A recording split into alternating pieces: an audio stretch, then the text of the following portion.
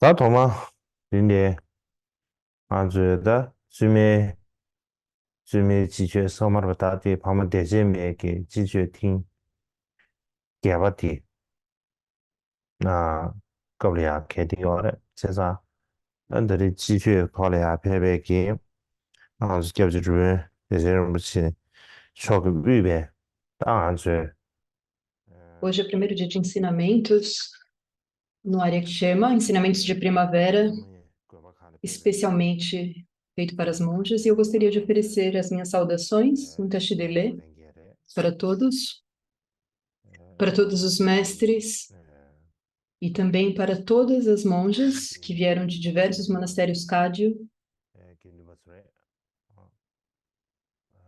e também todos os demais membros da Sangha que estão nos ouvindo pelo webcast, todos os monges e monjas. Eu gostaria de desejar a todos. Eu espero que todos estejam bem e gostaria de oferecer saudações a todos. Então, hoje,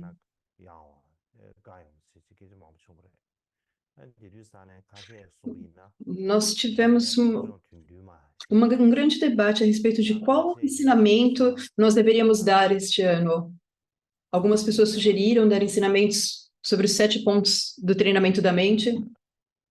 Outras pessoas sugeriram sobre as 37 práticas do Bodhisattva.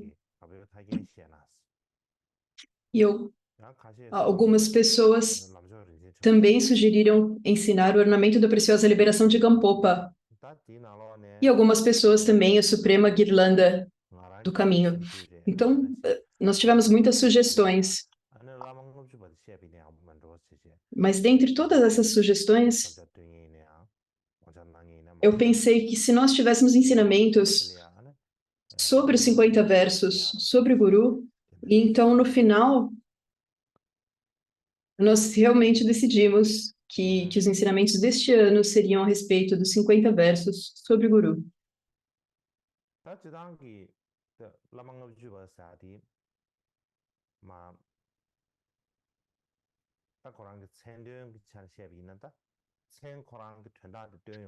Então, se nós pensarmos sobre as 50 estrofes do Guru, o título, na verdade, ele fala do sentido. Quando nós falamos de 50 estrofes do Guru,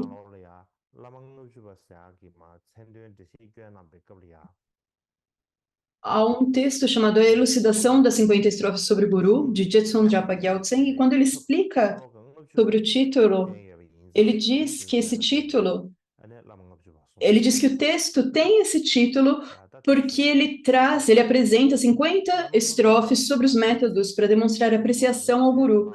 Então, é por isso que ele se chama 50 Estrofes sobre o Guru. Então, o título desse texto, na verdade, ele expressa exatamente o próprio conteúdo. Então, quando nós falamos sobre o Guru, nós estamos sempre falando sobre como seguir o Guru. E isso no geral. E, em particular, nós estamos aqui abordando qual que é a forma de seguir o Guru dentro do Vajrayana. Qual é o tipo de conexão que deve ser feita entre o mestre e o discípulo dentro do Vajrayana?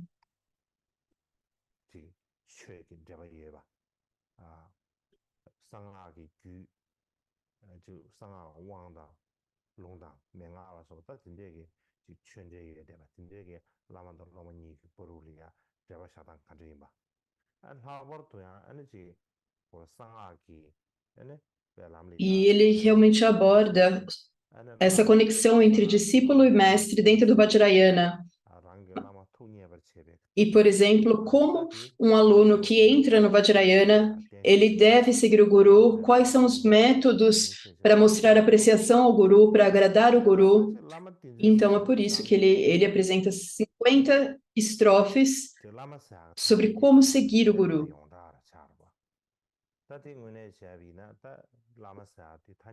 E quando nós falamos em Guru, a palavra em tibetano para Guru é Lama.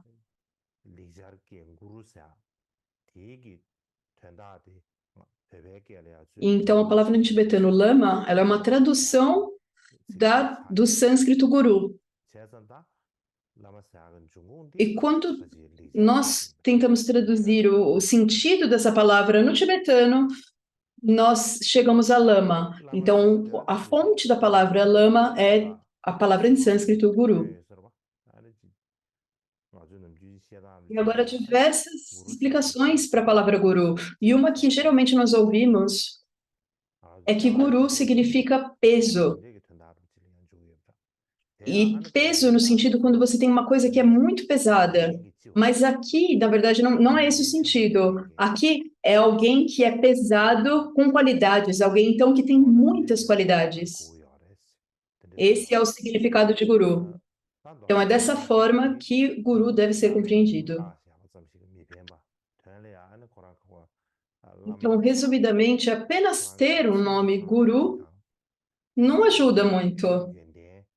O guru, ele realmente precisa ter todas as qualidades e características de um guru.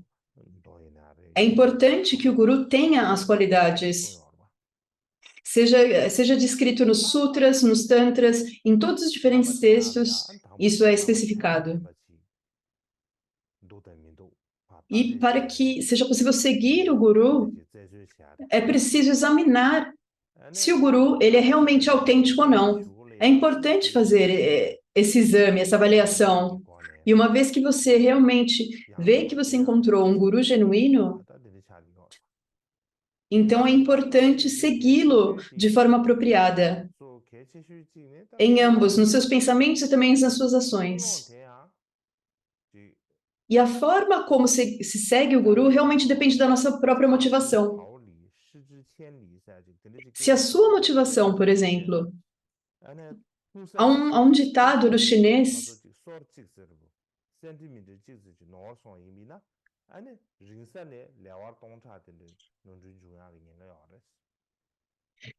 que diz: se você já começa errado, então você ficará errado por muitos quilômetros. Então, no começo, na verdade, a nossa motivação ela pode estar um pouco errada.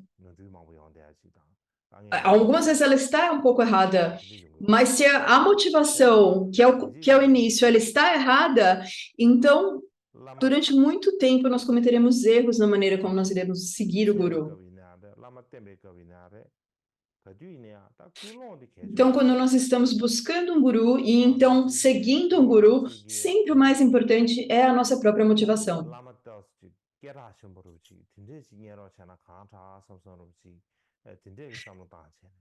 E talvez as pessoas pensem, o melhor é eu achar um guru famoso. Se essa é a motivação, então, algumas vezes essa é a motivação quando elas buscam um guru. Outras pessoas podem, elas podem pensar, se o guru tem muitos alunos, então ele deve ser o melhor.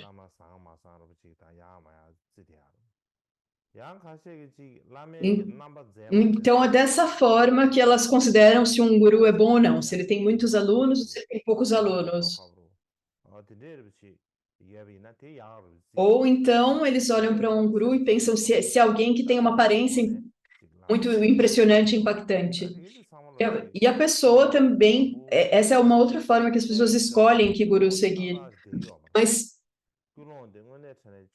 mas e é por isso que todas essas formas, desde o início, a motivação não seria correta. Não há uma motivação de realmente praticar o Dharma.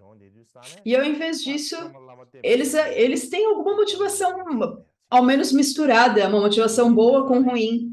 E então, quando eles escolhem um guru e começam a seguir o guru, eles experienciam muitas, muitas dificuldades. E por causa disso, muitas pessoas falam que nunca encontraram um bom guru, que elas apenas encontram maus gurus. Então, por um lado, isso realmente acontece, mas isso acontece frequentemente porque porque a própria motivação da pessoa não está correta. Talvez você apenas queira alguém que é famoso, alguém que é bonito, que tem uma boa aparência, ou até mesmo se você tem apenas um pouco disso, mas no final, o tipo de guru que você encontra,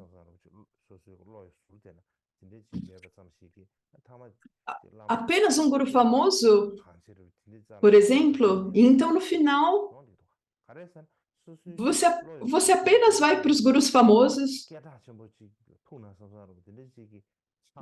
e, e você fica com isso no fundo da sua mente, pensando, ai, talvez eu encontre um guru muito famoso.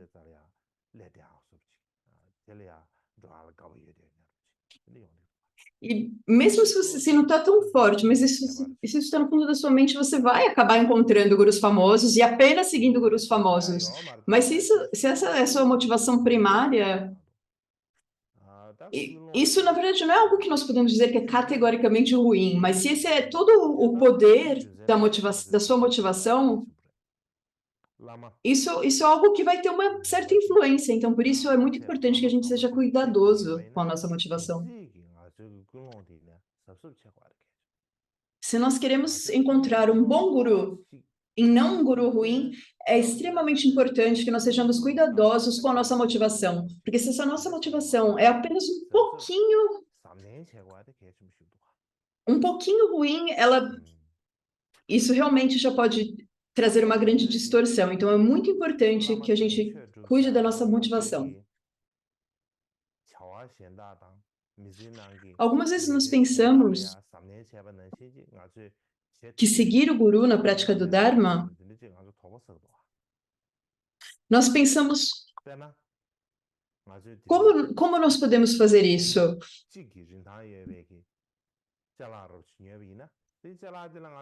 E nós pensamos, por exemplo, se nós compramos algo hoje, uma coisa que custa R$ 1, €1, nós pensamos, isso é muito barato. E nós não damos muita importância para isso. É algo que é muito fácil de comprar, muito fácil de obter. Então, nós apenas vamos e compramos se é algo muito barato.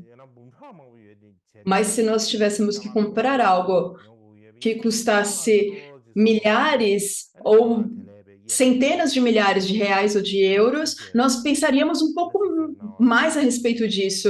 Nós olharíamos todos os lados, se isso tem uma boa qualidade, não tem uma boa qualidade, será que eu realmente devo comprar isso ou não? Nós realmente pensamos a respeito disso. Nós pensamos, nós não compramos isso cegamente.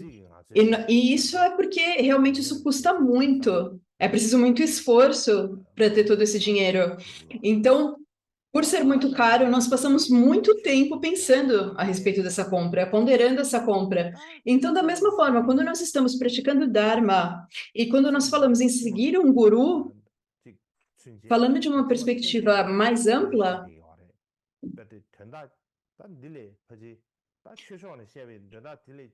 falando não apenas dessa vida, mesmo sobre todas as nossas vidas futuras, pensando em todas as nossas vidas, não tem nada mais importante, mais significativo do que isso, do que a nossa prática do Dharma e do que seguir um guru. Então pense quanto esforço mental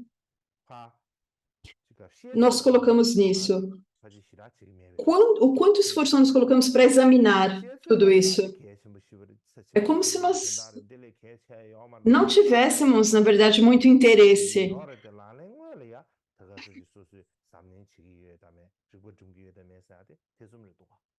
Nós até falamos que isso não tem nada mais importante que isso, mas quando nós vemos o esforço e o cuidado que nós temos nisso, em lidar com isso, na verdade, não é tanto assim. Então, seguir o guru é a coisa mais importante, mais significativa nas nossas vidas. E se nós apenas ignoramos isso e pensamos que não é algo muito importante, se nós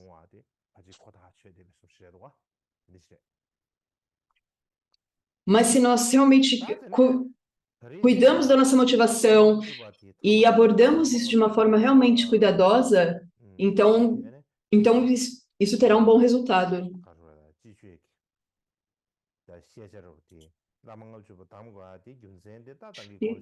Então, o tópico dos nossos ensinamentos de primavera é o texto 50 estrofes sobre o Guru, e a razão pela qual eu escolhi esse texto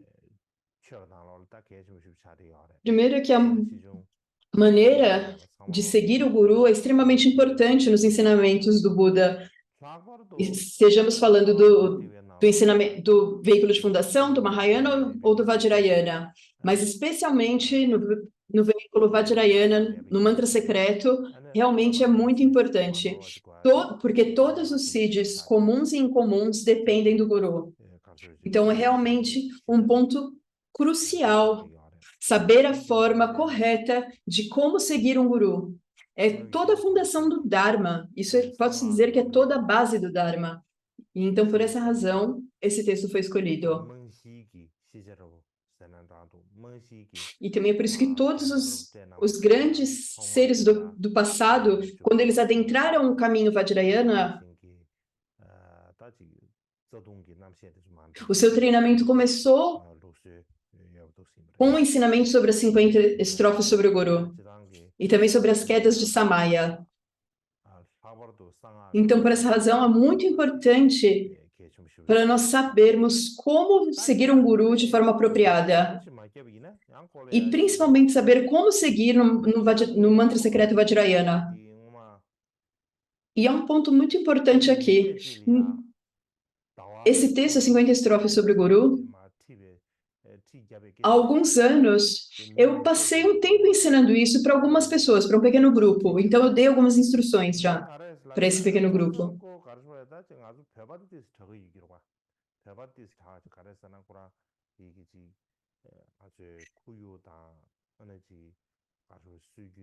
E talvez isso seja um pouco mais fácil para nós tibetanos, porque nós temos um bom ambiente, nós já temos a tradição, os costumes. Mas se nós temos uma estrutura diferente dessa, se nós temos um bom ambiente para a prática do mantra secreto Vajrayana, para estudar o Vajrayana, ou como ensinar esses 50 estrofes sobre o Guru para os ocidentais ou para os chineses, por exemplo, e dependendo da forma como é ensinado, há realmente um grande perigo de haver um grande desentendimento a respeito disso. Algumas pessoas, elas dão intencionalmente explicações incorretas e falam, é dessa forma que você deve seguir o guru, você deve obedecer o guru, e então apenas para ganhar, na verdade, controle das pessoas, elas dão instruções incompletas sobre como seguir o guru. E elas dão até mesmo instruções que são muito estranhas, frequentemente. Então, por essa razão,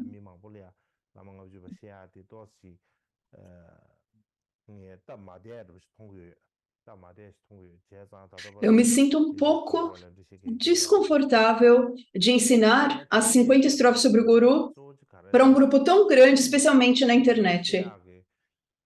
Então, por essa razão, eu não ensinei até agora. Mas a razão para escolher ensinar isso esse ano são as monjas que vieram aos ensinamentos Aryakshema. E também os monges e monjas que estão nos monastérios. Então, na verdade, primariamente é para eles que eu estou dando esses ensinamentos. Eles são os principais recipientes destes ensinamentos. Então, acredito que isso é um ponto importante para que vocês compreendam.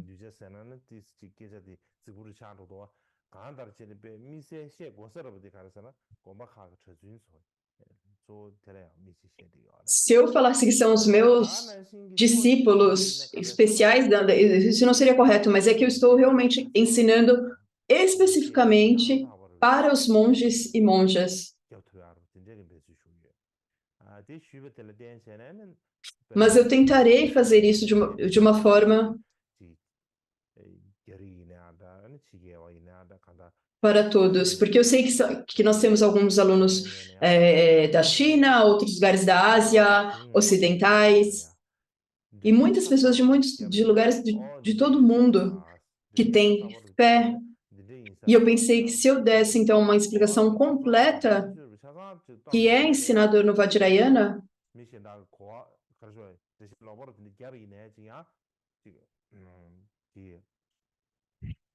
Então, quando outras pessoas derem explicações que estão erradas ou incompletas, eles não serão influenciados por essas explicações.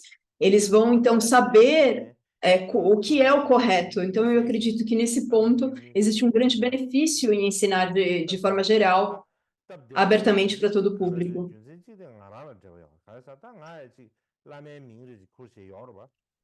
E quando eu ensino a respeito disso, algumas vezes não é muito confortável. E, para mim, isso porque eu fui dado o nome de um guru. Então, quando eu ensino sobre as 50 estrofes sobre o guru, é como se eu estivesse falando: eu sou o guru. Você deveria pensar em mim como muito significativo, me trate dessa forma. E não é assim que eu sinto. No geral, quando eu estou ensinando, eu não tenho essa motivação no ensinamento. E quando eu explico, não é que eu estou pensando que eu sou o guru. E o guru tem que pensar, você tem que pensar em mim como sendo um guru muito importante, significativo. Não tenho a motivação disso. Eu irei explicar o que está no texto. Mas ainda tem um nível de desconforto, porque eu geralmente não ensino a respeito desses tópicos. Mas mesmo tendo esse desconforto, eu não tenho escolha. Porque devido às razões que eu mencionei anteriormente, eu preciso ensinar. Mesmo não sentindo muito confortável, eu devo ensinar. Para nós tibetanos, não tem muito uma questão de nós estamos desconfortáveis ou não, porque nós temos essa tradição. Mas se nós olhamos para os alunos internacionais, eles podem pensar: ah, ele é um guru e ele está ensinando como seguir o guru. Então, algumas pessoas podem pensar dessa forma.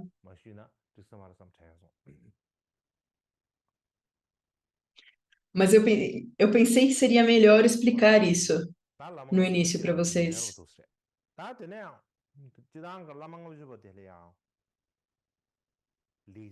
Então, essa é a razão pela qual eu estou ensinando sobre as 50 estrofes sobre o guru.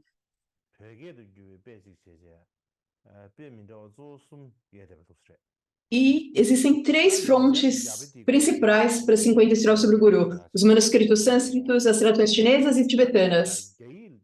E eu falarei sobre os manuscritos, o manuscrito sânscrito, posteriormente. Mas eu começarei então falando sobre a tradução chinesa. Há uma tradução antiga das 50 estrofes, e ela é encontrada no Taisho Tripitaka, e ela está catalogada com o número 1687.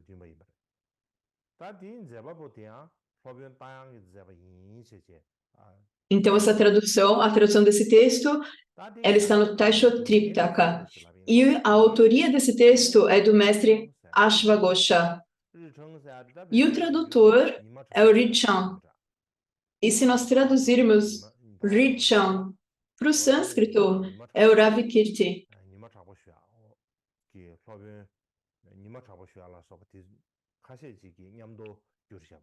Ravikirti ou o filho famoso.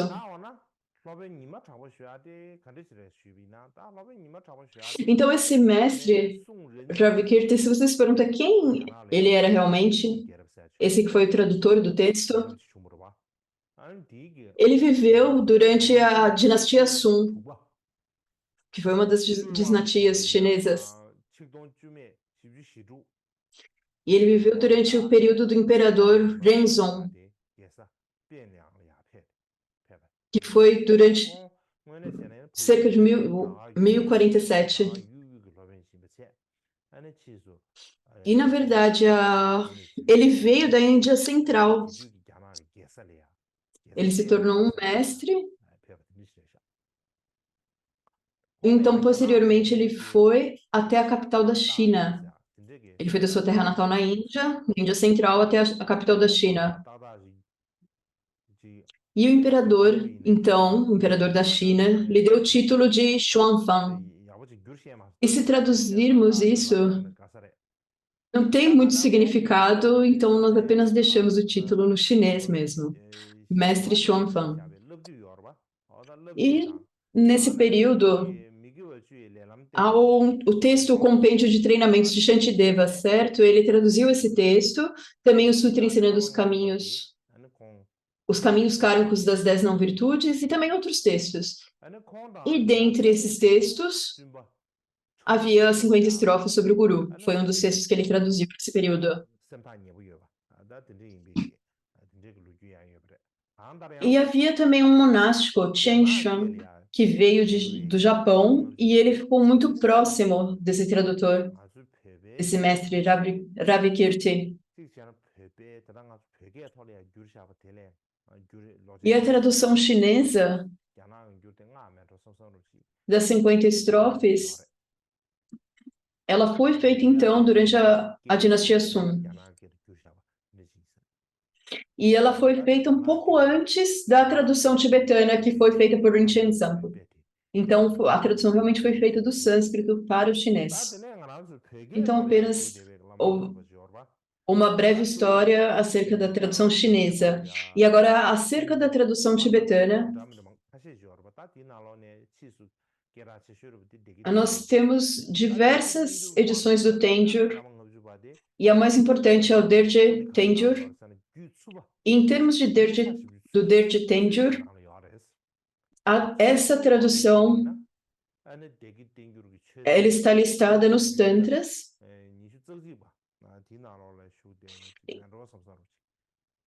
e no catálogo Tohoku, ela é o número D3721. E no Derge Tenjur, o autor também está listado como Ashwagosha, e ele foi traduzido pelo Pandita indiano Padmakaravarma e pelo Bhikshu Rinchen Sampo. E então, eles fizeram a tradução e editaram. E mais tarde, Chak Lotsawa, ele também fez uma tradução. Há um outro Chak também.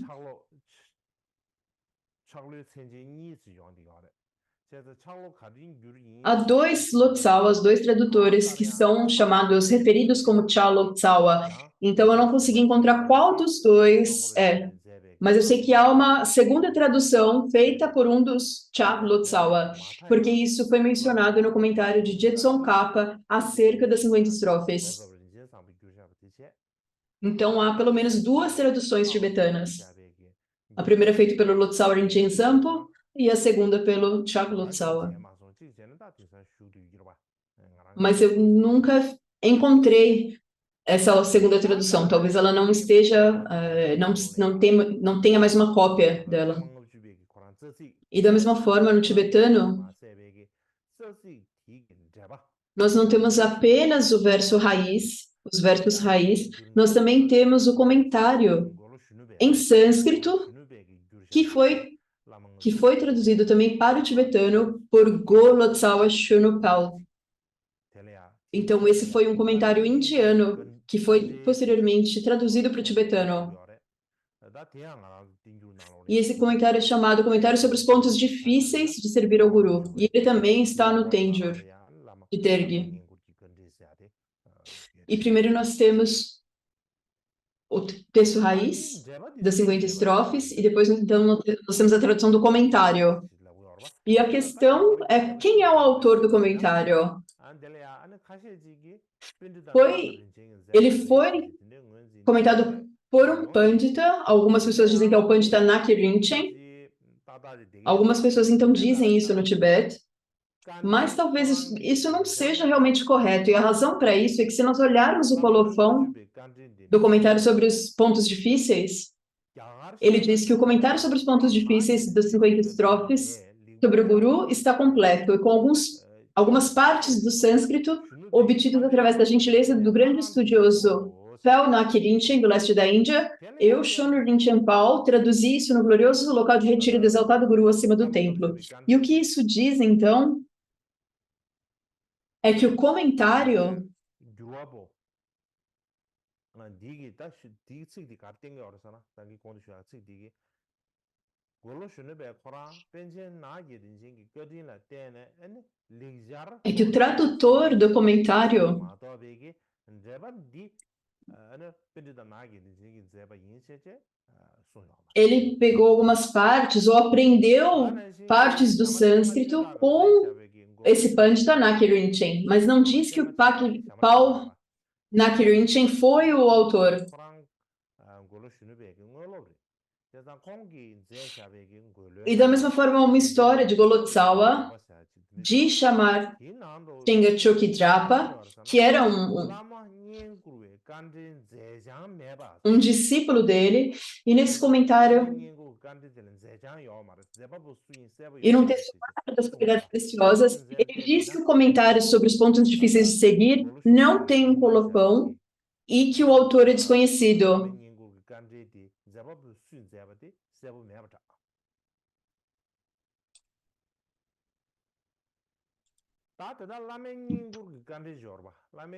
Ele diz então que realmente esse comentário ele foi feito por um autor anônimo.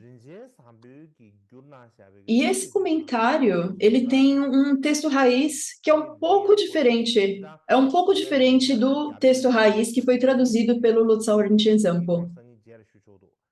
E se nós olharmos para isso, nós podemos ver que havia pelo menos dois manuscritos diferentes do sânscrito. E por que nós vemos essas diferenças? Porque há essas diferenças?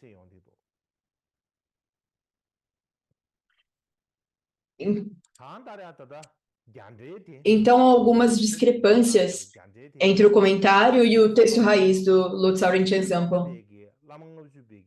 Mas, de qualquer forma, isso foi traduzido pelo Go Lotsawa.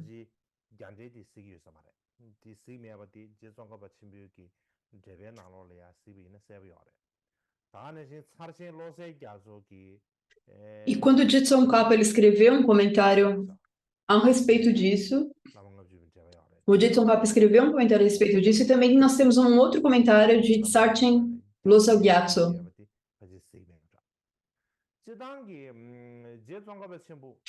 E fica claro que ele não leu esse primeiro comentário indiano. Então, quando o Jitson Kappa ele tinha 59 anos, no ano de 1415, Wan Drapa Gyaltsen, ele convidou Jetson Kappa e mais 200 discípulos para o seu monastério. E foi então quando Golotsawa conheceu pela primeira vez o Jetson Kappa. E ele recebeu então muitos ensinamentos do Jetson Kappa. E dentre os ensinamentos ele recebeu as 50 estrofes sobre o Guru e também a explicação das quedas raiz. Ele recebeu, então, o Golotsawa recebeu esses ensinamentos diretamente de Jetson Kappa. E não apenas ele estudou com Jetson Kappa,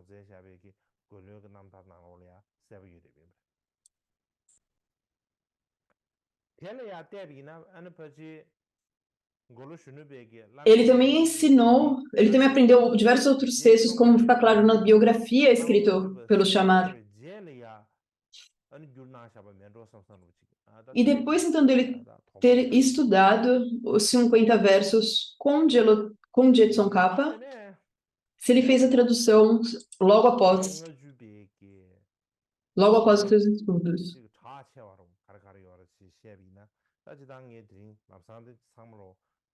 Agora, se você se pergunta qual é o comentário tibetano mais famoso, eu não seria capaz de fazer uma lista de todos eles, mas, no geral, quando nós olhamos para os comentários tibetanos,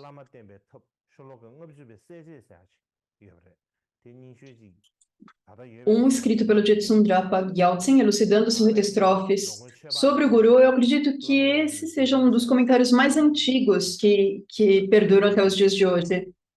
E também há um outro comentário de Drogon Chogyal Papa, que se chama Um Resumo dos 50 Estrofes, também é um dos comentários mais antigos.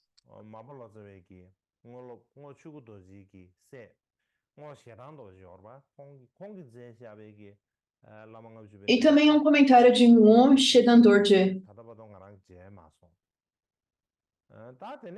e também de Marpa Lotsawa, mas eu ainda não vi esse comentário. E também há comentários.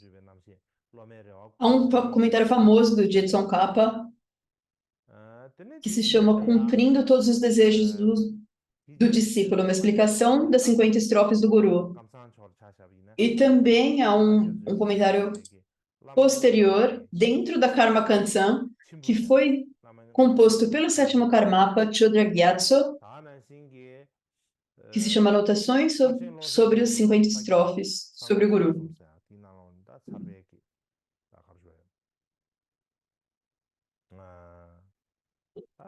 E também há um comentário do Tsarchen Losal Gyatso, da tradição Sakya, que escreveu um comentário chamado Abrindo o Portal para as Realizações Preciosas, um comentário sobre 50 estrofes do Guru.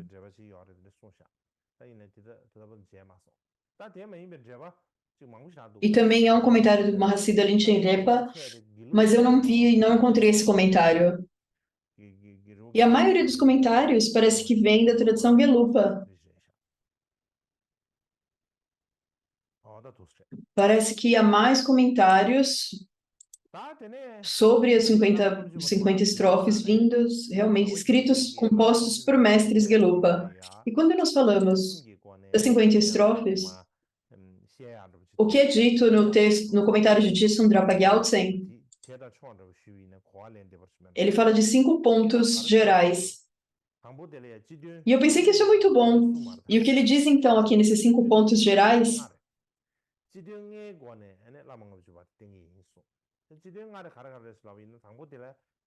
Então, ele ensinando a partir desses 5 pontos principais, pontos gerais, ele diz quem é o autor, o primeiro ponto, quem é o autor do texto, quem escreveu o texto.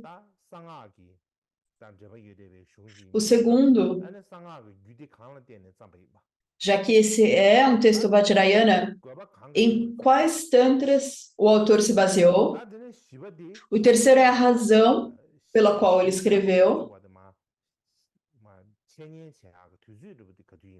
E o quarto é qual é o melhor momento para ensinar os 50 versos sobre o Guru.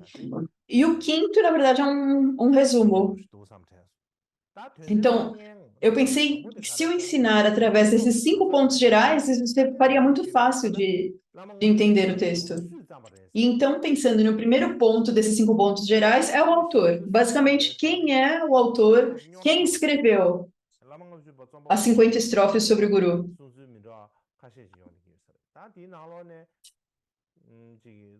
E há, na verdade, diversas explicações sobre quem é o autor.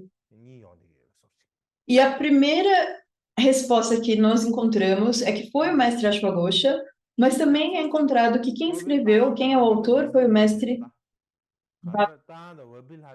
algumas vezes. Alguns autores, alguns comentadores dizem que é Ashwagosha, algumas pessoas dizem que é o mestre Bhavila, mas eles podem até mesmo ser a mesma pessoa com diferentes nomes. Algumas pessoas reconhecem que podem ser a mesma pessoa.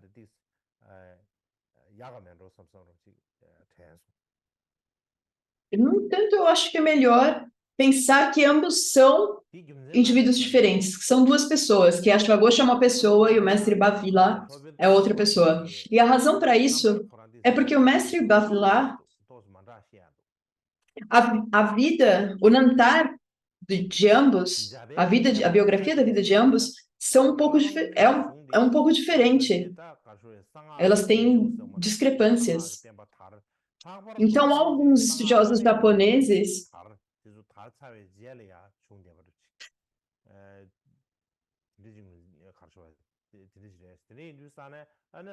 eles dizem que após os ensinamentos do Insuperável Tantra ter se propagado, essa é a época do mestre Bhavila. E algumas pessoas dizem que o Ashwagosha ele viveu no quinto ou sexto século, mas de qualquer forma ele é descrito como tendo vivido num período anterior ao mestre Bhavila. Mas, de qualquer forma, na penúltima estrofe,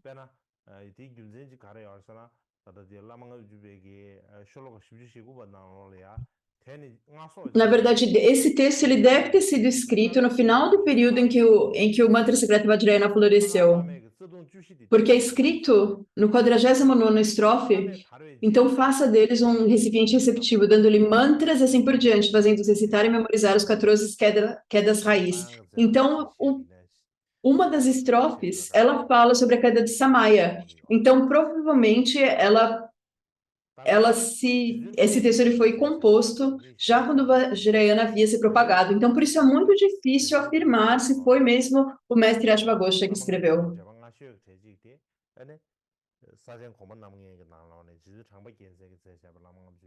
E o que está escrito no comentário mais antigo tibetano de Jetsun Drapa Gyaltsen, e quando ele fala sobre quem é o autor, ele diz que é Bhavila. E ele diz que esse mestre, ele era da casta do rei Chandra. Ele nasceu em uma família real.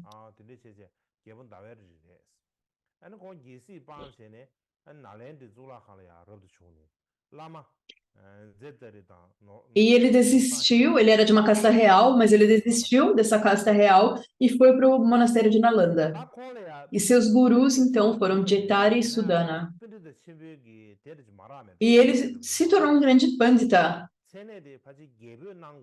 Mas, na verdade, ele não recebeu o título de pandita. E isso parece que era um título dado por um rei, mas o rei nunca chegou a dar esse título de pandita a ele.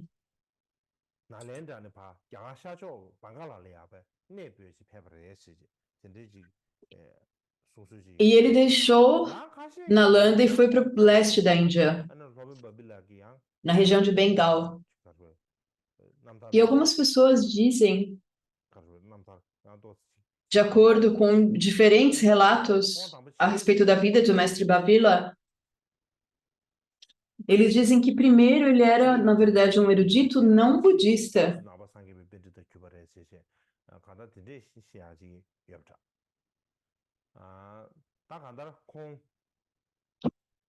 E apenas posteriormente ele se converteu em um pandita indiano. Mas, de qualquer forma, há diversas explicações diferentes para a primeira parte da sua vida. A primeira é que, desde o começo, ele se tornou um mestre budista, e a segunda explicação é que ele primeiro era um mestre não budista. Mas, de qualquer forma, ele foi para o Bengal, então ele foi da Índia Central para o leste, e uma vez que ele estava no leste,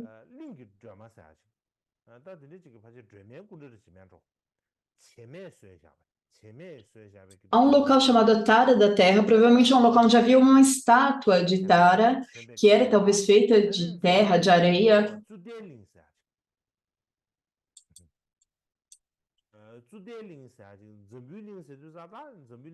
E quando ele estava nesse local fazendo oferendas, então, nesse texto, nessa época se falava de Jambudipa como sendo a Índia, como sendo toda a terra da Índia.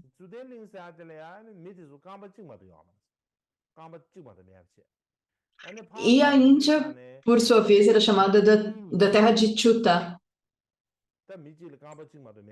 E é dito então que as pessoas elas tinham apenas uma perna, e que então elas tinham sempre que andar juntas, então andando juntas porque cada uma usava uma perna,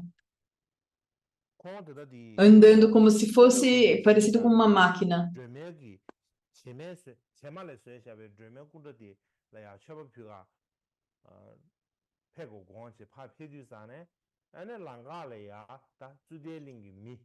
E ele foi então fazer oferendas nessa estátua de Tara, que foi construída por Chandragomi.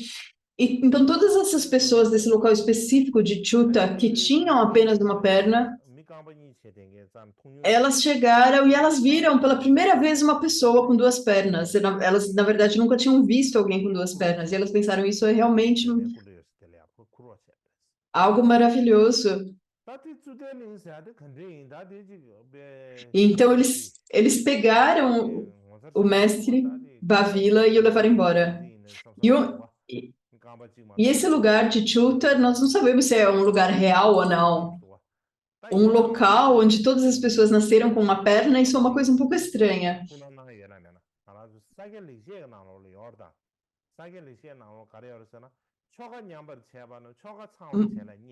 No entanto, está escrito em um texto da tradição Sákya, por exemplo,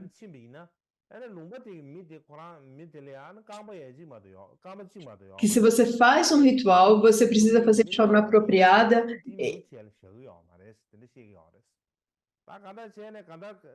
E porque quando se vai para a terra de Chuta e eles veem uma pessoa de duas pernas, eles pensam que a pessoa nem mesmo é uma pessoa, nem mesmo é um ser humano. Mas de qualquer forma, as pessoas de Chuta então pegaram ele, o levaram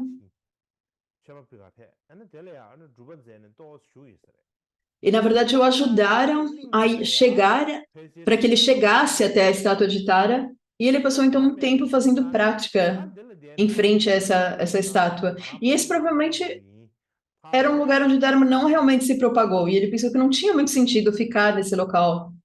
E ele pensou: o melhor é que eu volte para me enterrar na. E quando eu voltar, então, eu vou poder beneficiar os seres sencientes. Mas o povo de Chuta não deixava ele ir embora.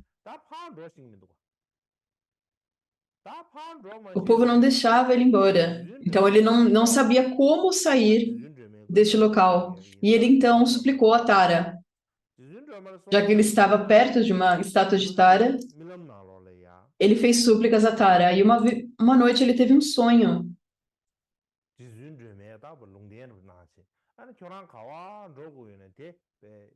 E ele recebeu uma profecia de Tara. E a Tara disse nesse sonho: pense aonde você quer ir com a sua mente. Pense à terra onde você quer estar com a sua mente. E então, pensando que você irá para este local,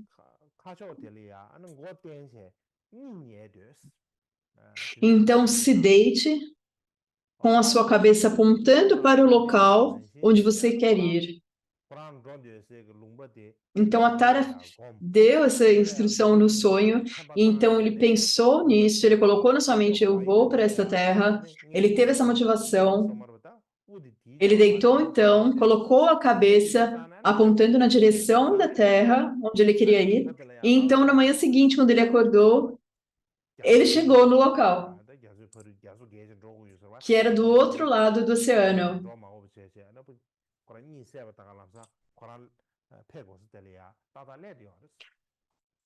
E ao invés dele ter que realmente cruzar o oceano, ele apenas dormiu e quando ele acordou, ele já estava lá.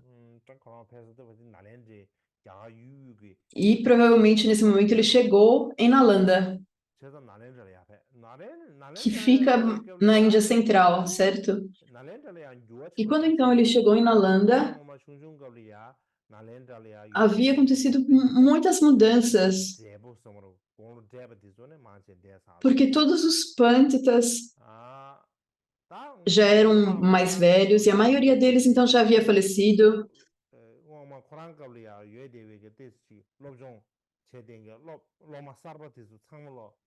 E ele tinha alguns pupilos, alguns alunos.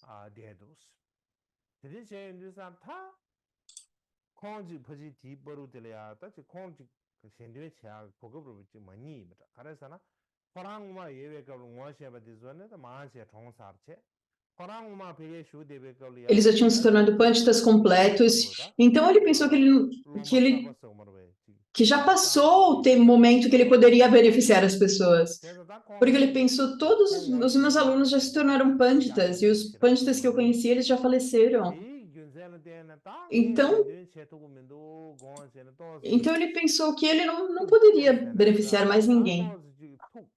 E ele ficou um pouco frustrado com isso.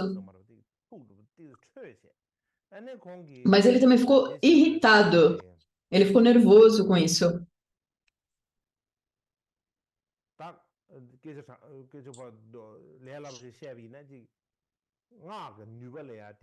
Então, eu vou tentar explicar de uma forma simples aqui. Ele executou um tipo de mantra, um ritual para criar um tremor na Terra, um terremoto. E então, por ele ter feito esse ritual, o próprio prédio que ele está, a construção que ele estava, colapsou, foi destruída.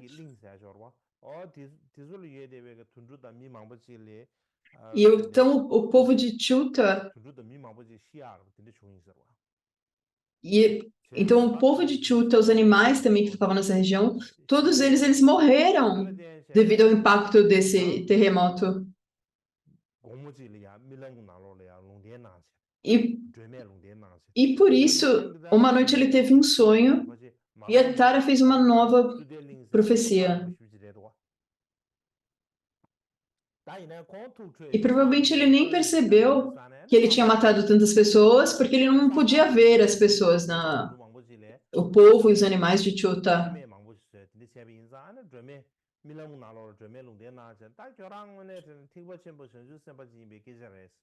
Mas ele fez toda essa destruição. E então Tara veio até o seu sonho.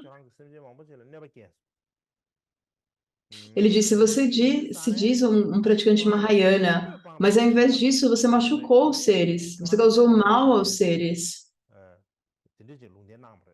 Você cometeu a falha de desistir dos seres humanos, então você precisa confessar. Então essa foi a instrução que ela deu. E quando ela deu isso, ela pensou: isso não é bom. E ele pensou: eu devo confessar. E para quem eu posso confessar? E ele pensou então ir para a montanha Wu Taishan, na China, e confessar diretamente a Manjushri. Ele pensou: bem, Manjushri está lá nessa montanha, então eu posso confessar para ele. E então a Tara disse para ele em resposta: se você for para o Taishan, na China, e confessar, isso não irá purificar seus erros, não é o que você deve fazer. Você teve uma queda horrível, você fez um ato negativo muito sério. Então, a não ser que você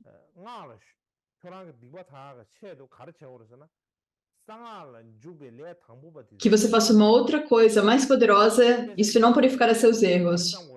Você, você deverá, para o bem das pessoas que estão iniciando no Vajrayana, você deve escrever 2 textos. Um texto que são os 50 estrofes sobre o Guru, e você também tem que escrever sobre os 14 quedas raiz. E escrever comentários sobre muitos tantras.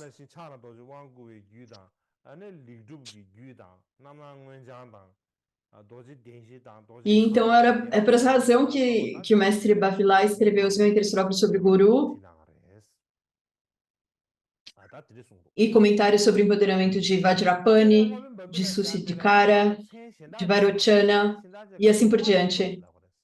E ele também era chamado por outros nomes. E ele era chamado do mestre, um dos nomes era o mestre das 3 deidades. E por isso, porque ele tinha 3 deidades, 3 idans principais. Um era Chakra Samvara, era uma deidade especial para a prática do Mahamudra, Tara para remover os obstáculos e Achala Tara para os obstáculos externos e Achala para os obstáculos internos. E por isso, então, ele era também conhecido como mestre das 3 deidades.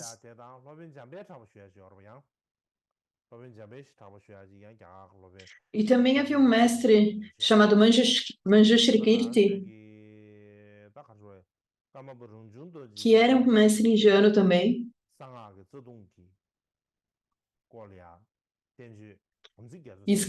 E ele escreveu um texto também sobre as 14 quedas raiz de Samaya. E o Karmaparanjun Dorje,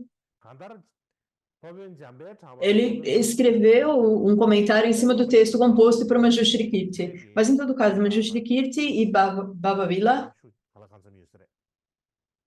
Ambos eram muito conhecidos como serem grandes eruditos.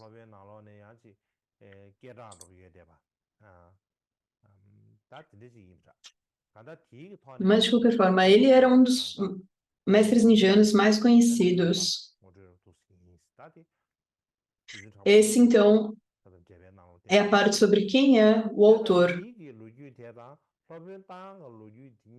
no comentário de Jetsun Drapa Gyaltsen. Então, quando nós olhamos a história desse mestre e do Ashwagosha, há muitas diferenças. Então, é melhor que a gente entenda que ambos são indivíduos diferentes, Ashwagosha e mestre Bhavila. E eu falarei um pouco mais a respeito disso depois. E eu acredito que o melhor é deixar por aqui hoje. Eu acho que está bem, porque nós apenas começamos. E às vezes é um pouco difícil começar os ensinamentos.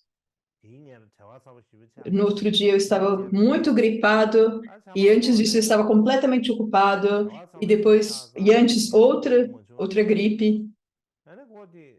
E então por isso eu não tive tempo de descansar, e por isso eu tive muito tempo para me recuperar. Não tive muito tempo para me recuperar. E eu até me perguntei se eu estaria bem para dar os ensinamentos, mas hoje eu acredito que está tudo bem. Então, foi possível começar os ensinamentos hoje. E apenas por começar, nós já cumprimos metade do nosso propósito. E eu acredito que a partir de hoje nós não teremos muitos obstáculos para esses ensinamentos, então por hoje nós deixaremos por aqui. Por favor, recitem a dedicação.